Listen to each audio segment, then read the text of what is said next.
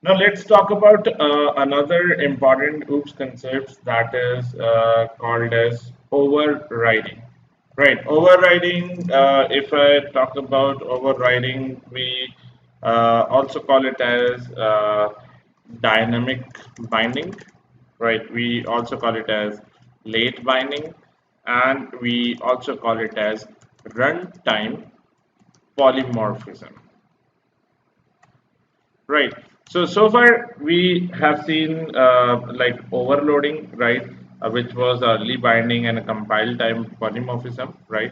Now overriding is another very important concept, right, and it is very widely used in framework defining, right. In overriding, we have different classes where the inheritance is applied. Right. So I'm talking about classes where we have like the child and parent relationship, where the inheritance is already applied, and where we have methods with same signature. Right. In case of overloading, we have the same method name with different signature. But in case of in case of overriding, we have same method with same signature. Same method name and the signature will gonna remain same. And the most important part is that the classes should be inherited. There should be a parent and child relationship in these classes. Again, in general terms, if we talk about overriding, what is overriding? Right, at the time, at times we override a file. Right, so overriding doesn't mean that we are replacing the file. We are just overriding that file, right? Changing the inner content of that file. Right, the file remains same, everything remains same, just we are overriding it. Right, we are just replacing the content, the file will remain the same. So what happens in overriding is, let's say we take up example, let's say there's a bank RBI, that is like Reserve Bank of India, right, which is like a parent bank of all the banks, right.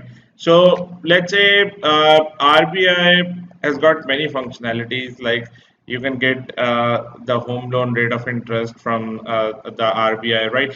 Let's say you are going to buy a new house and you're looking for some home loan, so you'll not directly go to RBI to get the loan, right? You'll go to different banks. You'll go to Citibank. You'll go to HSBC Bank. You'll go to any number of other banks, and you're gonna check the rate of interest from each bank, right? Now, let's say if I talk about RBI, the standard rate of interest for home loan. Let's say I remove it.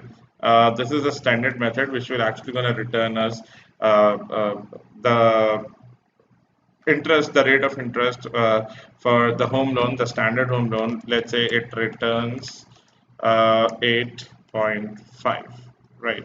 So if it is returning something, then the method should not be void, it should be double, right? What else we can get? We can like we can also get public double get car loan rate of interest, right? And let's say it should return 10.5. So now, when any customer goes out and he wants to like get the home loan, he'll check, he'll call this method get home loan rate of interest, and it will actually going to return the rate of interest as 8.5. And same in the same way, if we go out for a car loan, then the rate of interest returned will be 10.5, a standard rate of interest. Now, let's create another bank. Let's say I'm going to create a new bank with the name as Citibank, right? And Citibank is, let's say, the child bank of RBI Bank, right? Now, let's say a customer goes to Citibank and inquires about the home loan rate of interest, right? Now, what Citibank will gonna do? Citibank already have a parent bank as RBI bank, and there's a method already implemented over here which can return us the rate of interest of the home loan. So what Citibank has done, he like in order to access this method, we need to create an object of Citibank. We said city obj equal to new city bank, and then we'll say obj dot let's say the method name is get home loan rate of interest, and if I gonna print it, it will actually gonna return us the rate of interest value, that is 8.5, which is the standard rate of interest. So if you see over here, 8.5 is written. Now, what happens over here? 8.5 rate of interest, it's a standard rate of interest of RBI. And Citibank, they think that in 8.5, their requirement will not going to be fulfilled. They want to keep, they want the rate of interest should be on a higher side, otherwise they'll not be able to manage their home loan product, right? So they want that the functionality should remain same, right? But the implementation should be different as compared to what RBI is offering, right?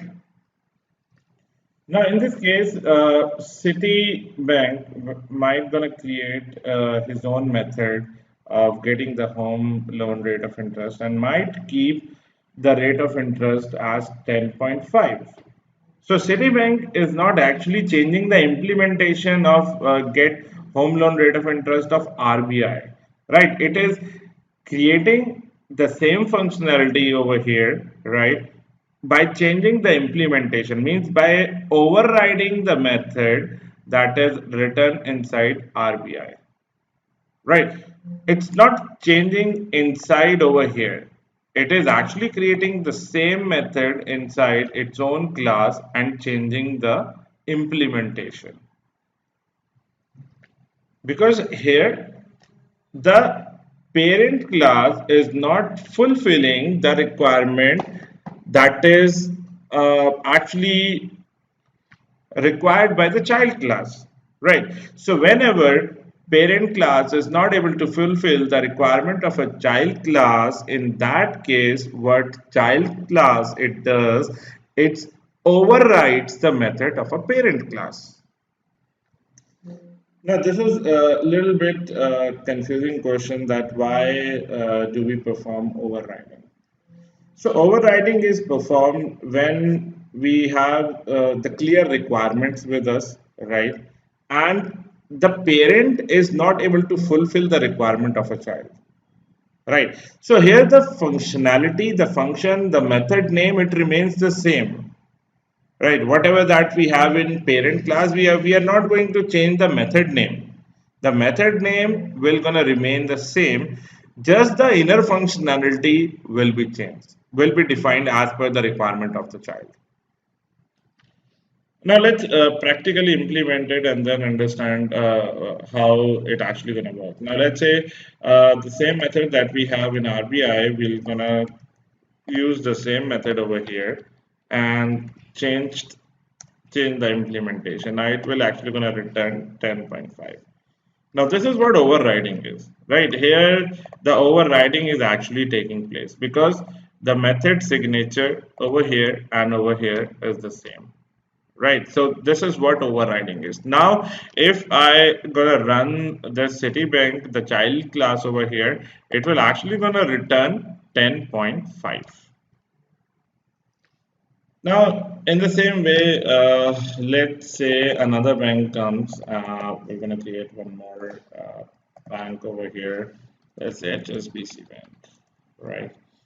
And same functionality, like customer can come to HSBC Bank as well for taking a home loan. So same thing we're gonna have for HSBC Bank as well. So let's say if HSBC does not have that method for getting the home loan interest, uh, we first need to extend the initial RBI rank over here as well, right? So if I run this thing now, so again 8.5, let's say HSBC is not satisfied with 8.5, so he can also implement the same method. He can also override the method from RBI, and he can also change the rate of interest to something else. It could be 10.25, right? So implementation will be different as per different banks, because rate of interest will gonna remain different for different banks, but the functionality it remains the same. So that is what I mean. If you look over here, that is what we have seen so far, that methods are having the same signature, and inheritance is also applied over here, right? Now, today we are just looking at the overview of what overriding it. We are just looking at basic syntax in this lecture. In the next lecture, we'll gonna see how we what are the benefits of overriding is actually, right? Because I mean, if we talk about some APIs like Selenium, right? In entire Selenium, we have so many overridden methods, right? It's full of overriding, right? For example, you take one example of a class called as Firefox driver, right? In Firefox driver, while typing on a browser, we use a method called as send keys. While clicking on any element or button, radio button, checkboxes, we use a method called as click, right? If I want to perform click on a Chrome browser, so what method do we gonna call on Chrome? Do we have any method that says click on Chrome? No, we have the same click method, right? So click method is for IE as well. Click method is for Safari as well. Click method is common for Chrome as well. But the implementation inside might be different, right? Depending on the browser APIs. So the functionality of clicking, it remains the same for all the browsers. So right now, we're just going to understand the concept of overriding, right?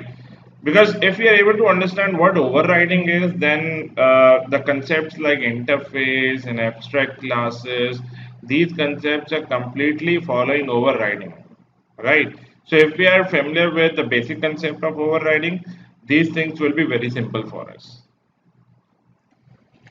All right. So there's a very important question that's being asked in interviews most of the time, that can we change return type while performing overriding?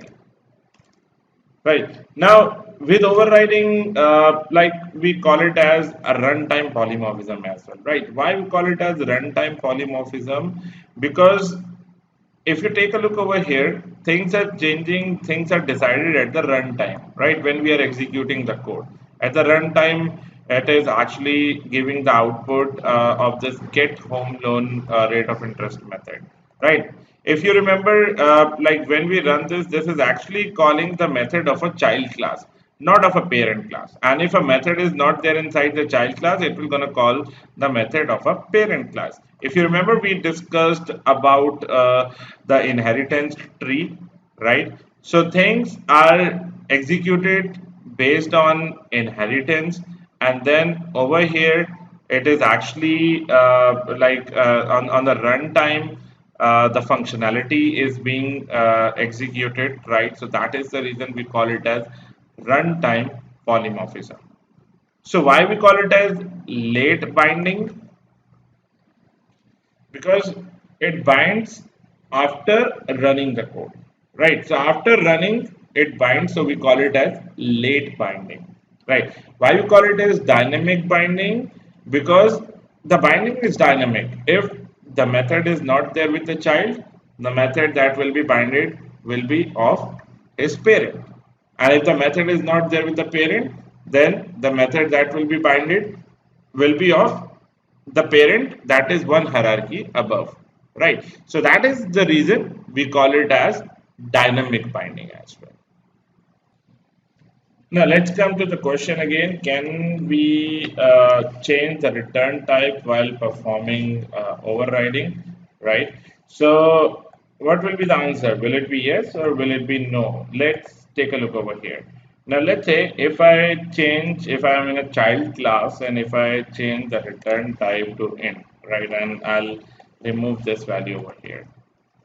Now you can see we have got an error. So let's mouse over and see it says the return type is incompatible with RBI dot get home loan. So RBI is the parent class, right? So as soon as we have changed the return type, it came to know that this is a overridden method. It says that the change return type of overridden get home loan ROI or change the return type of this method to double.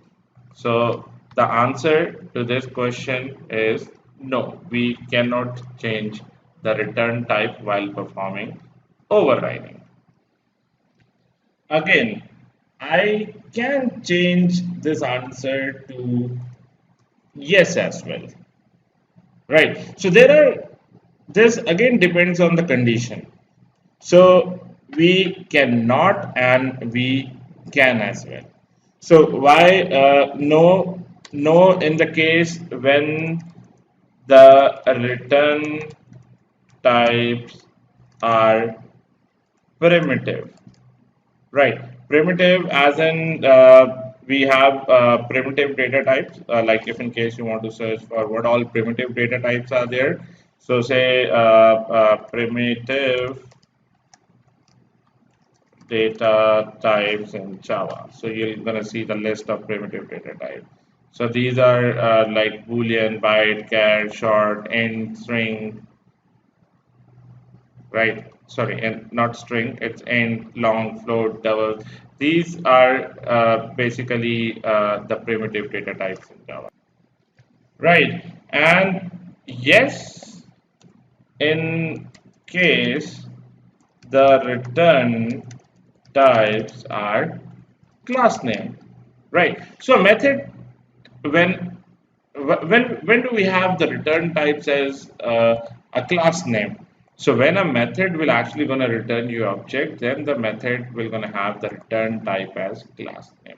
So in case the return types are class name, we can change the return type at the time when we are overriding that method, right? I'm going to show you that.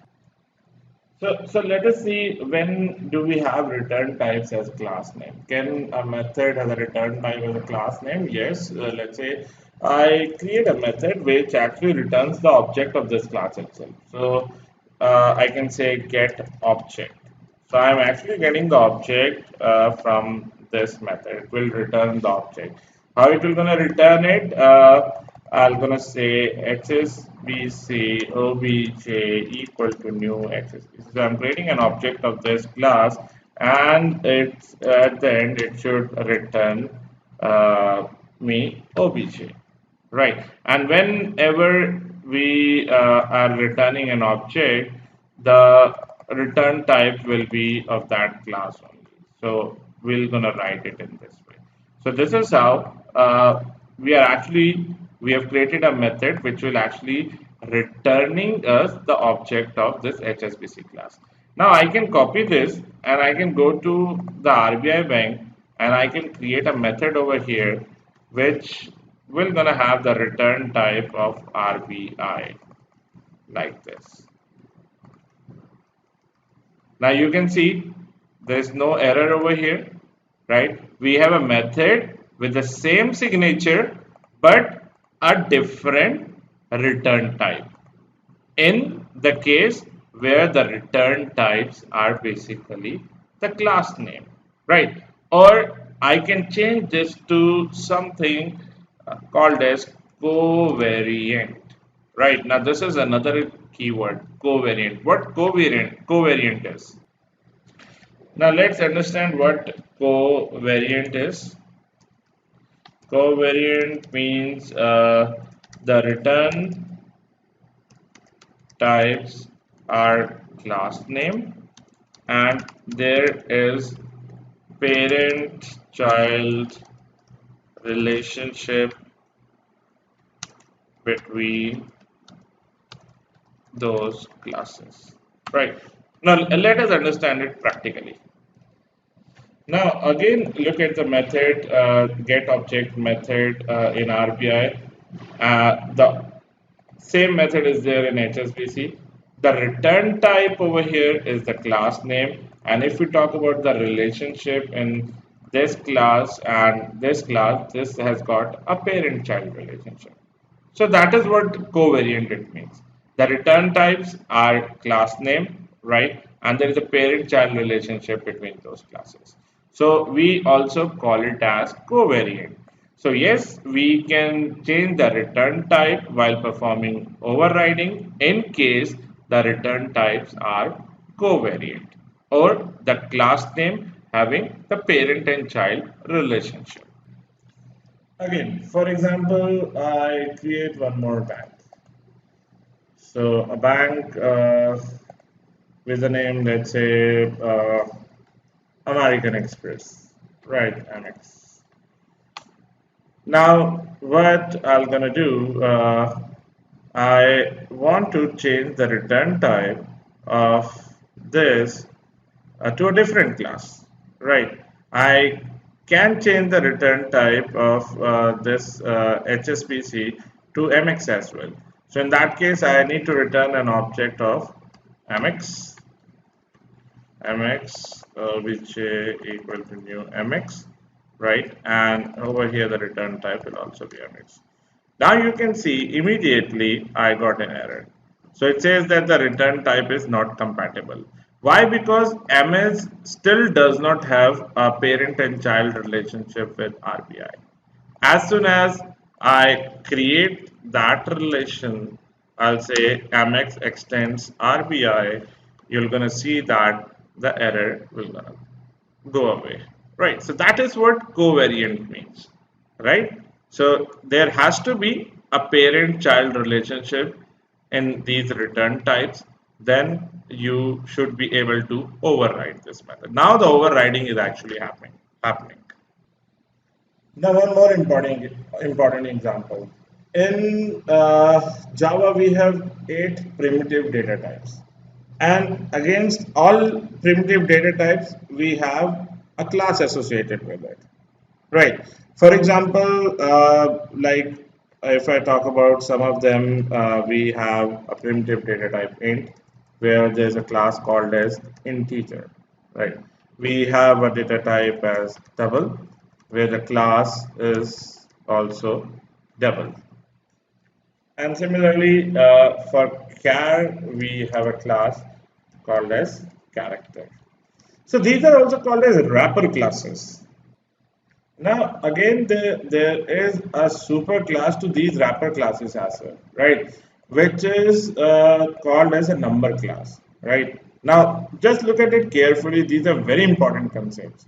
So go to Google and search for number class Java doc, right? You're gonna see it over here. Now this is a class number, and you can see the subclasses over here. Byte is there, double is there, float is there, integer is there, long is there, right? So all these are the child classes to the number class. So for example, I create another method over here, and the method name is, let's say, show, right? And what this method is returning its something like 10. So the return type will be int. I can also write integer over here instead of int. So what we are actually doing over here, we are actually wrapping this into an integer class, right? We are wrapping the integer, the int data type into integer class.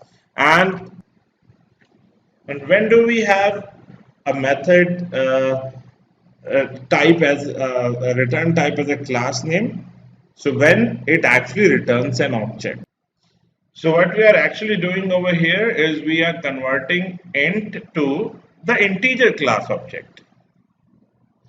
And now this 10 is not integer. Now this 10 is not int. it is actually being converted into object of an integer class. Now, I'm going to explain this thing with another example. Let's say, in case if you have already worked on WebDriver, so you remember we generally write it like this: WebDriver equal to new Firefox driver or new Chrome driver. Right, where we are actually creating an object of Firefox driver, but the reference type, this is the reference variable, the reference type is of WebDriver. So how is this possible? Can we store one class object into the type of any different class? Can we do that? So you can try doing it. Just create a class, let's say test A, and another class test B, and then create an object of test B class and give the type as test A, and just see whether it will gonna accept it or not. Obviously it will not gonna accept it, right? Then how this is possible? How this is possible in case when you're working on Selenium WebDriver, whenever you call a Firefox browser, you do it something like this. So this is allowed through polymorphism and inheritance. So what we call this as, we call it as a polymorphic reference. So this is what the polymorphic reference is. And this is the core of the OOPS concept. So polymorphic core is this actually. Right. I mean polymorphism core is this actually. This is what polymorphic reference is.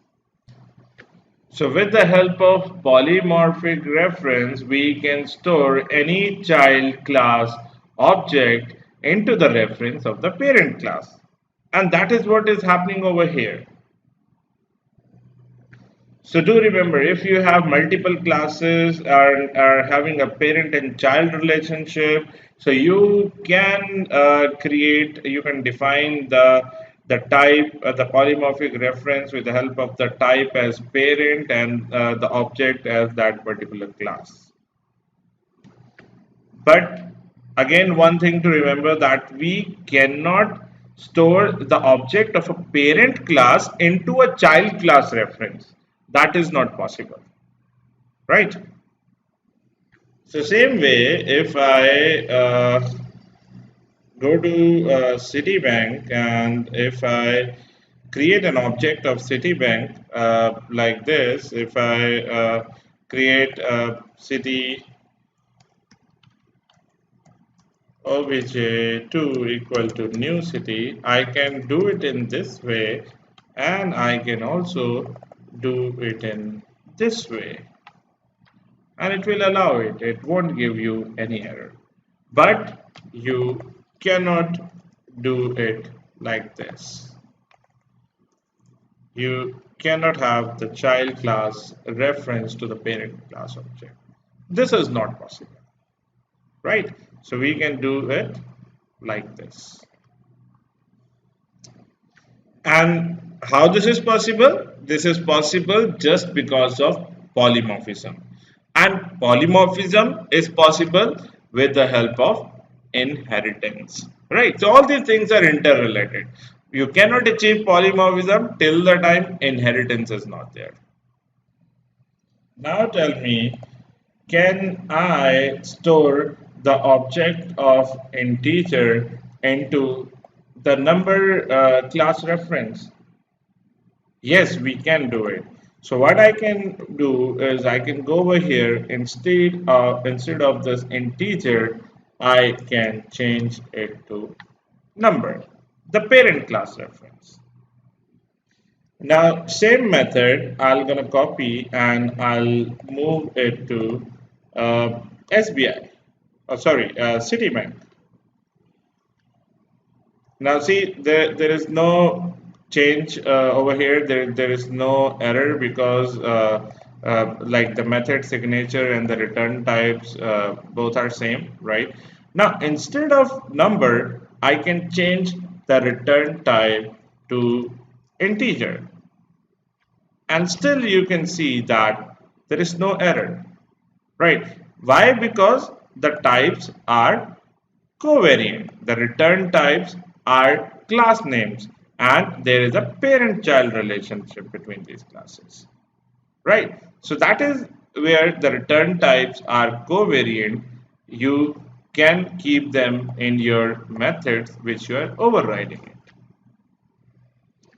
Right. So this is a fixed interview question, right? So do remember this thing. This is very, very important in terms of overriding. It's been asked in interviews quite a lot of time. All right. So just go through it carefully.